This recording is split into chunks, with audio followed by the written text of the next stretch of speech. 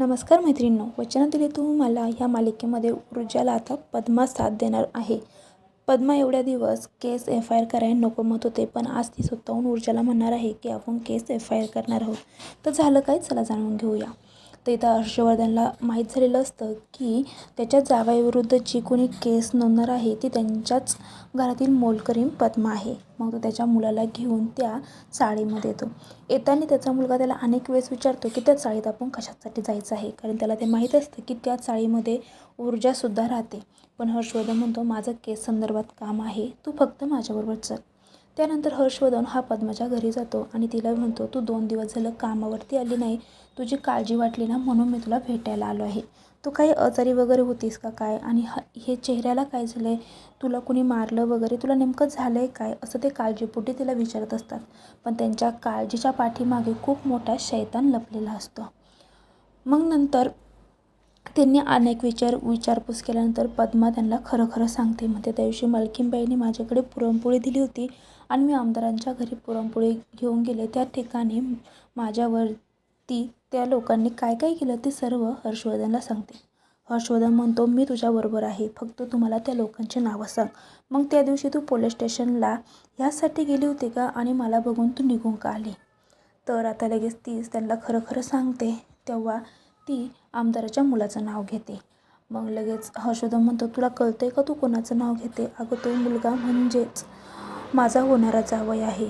तू आमच्या घरासाठी एवढ्या दिवस काम केलं, तुला माहिती होतं की आता आमच्या घरामध्ये लग्न आहे आणि मी असे उलटे सुलटे आरोप केल्यानंतर मला भरपूर पैसा मिळेल, आणि पैशासाठीच तू हा आरोप करते ना माझ्या जावयावरती? पद्मा म्हणते, नाही साहेब, मी काहीही चुकीचं बोलत नाही, जे माझ्याबरोबर घडलं तेच मी तुम्हाला सांगत आहे.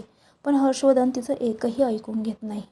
उलट हर्षवर्धन तिला धमकवतो, तू जर पोलीस स्टेशनला गेली तर बघ, तू पोलीस स्टेशनला त्या ऊर्जाबरोबर जाते ना, पण त्या ऊर्जाकडे आत्तापर्यंत एकही केस आलेली नाही आणि ती कोणती केस जिंकलेलीसुद्धा नाही.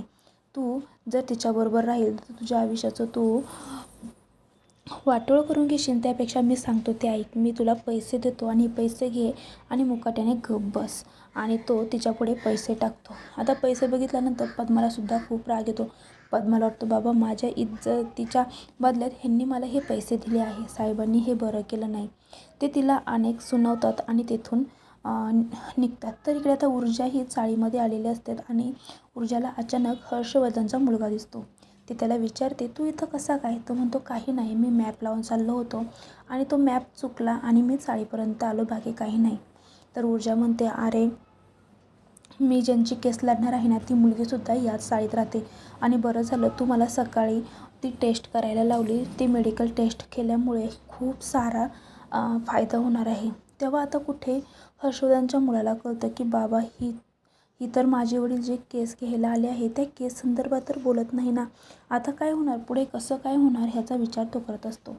आता ऊर्जा पुढे येते आणि ऊर्जाची आणि हर्षवर्धनची चुकून भेट पडते. त्यालाच ऊर्जा म्हणते, तुम्ही असं माझ्या अक्षलेला भेटायला येऊ शकत नाही. तुम्ही तिला धमकायला आला होतात का? तुम्ही इथे आलाच कशासाठी? म्हणजे तुमच्यासाठी ही केस इतकी महत्त्वाची आहे की त्यासाठी तुम्ही पारा आज चाळीमध्ये आला. इथे आता हर्षवर्धन आणि ऊर्जामध्ये खूप बातचीत होते. हर्षवर्धन म्हणतो, तू हे केस सोडून दे आणि माझ्या ऑफिसमध्ये काम करायला ये, तरच तुझं भविष्य योग्य ठरेल, आणि तू जर ही पद्माची केस घेतली तर तुझ्या वडिलांसारखी तू सुद्धा हरशील. ऊर्जा म्हणते, माझे वडील कधीच हरले नव्हते, त्यांना आत्महत्या करायला लावली आणि आत्महत्या करणाऱ्या माणसाला मी कधीही सोडणार नाही. त्यानंतर हर्षवर्धन तिथून निघून जातं. ऊर्जा पद्माकडे येते. पद्मा रडत असते. ऊर्जा तिला समजून सांगते आणि म्हणते, नेमका काय इथे प्रकार घडाय तो मला तू सांग. पद्मा ऊर्जाला सांगते, मी ज्यांच्या घरात घरकाम करते ना तेच हे हर्षवर्धन, आणि मी ज्या मुलावरती आरोप घेते ना ते हर्षवर्धनचा होणारा जावई आहे, म्हणून त्यांनी मला आज हे पैसे दिले की मी माझं तोंड गप्प ठेवावं. तर ऊर्जा म्हणते, आता तुला काय करायचे तू ठरव, तुला तुझ्या केस अपील करायची का नाही, आता हा तुझा निर्णय आहे. तर इथे लगेच ती म्हणते, आता मी शांत बसणार नाही. ह्यांनी माझ्या इज्जतीचा ह्यांना काही नाही, ह्यांना फक्त ह्यांच्या प्रतिष्ठेचं पडलेलं आहे. मी आजच ताई तुझ्याबरोबर येऊन मी केस दर्ज करणार आहे. तर ऊर्जा म्हणते, ठीक आहे, सकाळी आपण जी मेडिकल टेस्ट केली ना त्यामुळे आपल्याला खूप सारा फायदा होणार आहे, नाहीतर जर 24 तास होऊन गेले असते तर आपल्या हाती काहीच लागलं नसतं.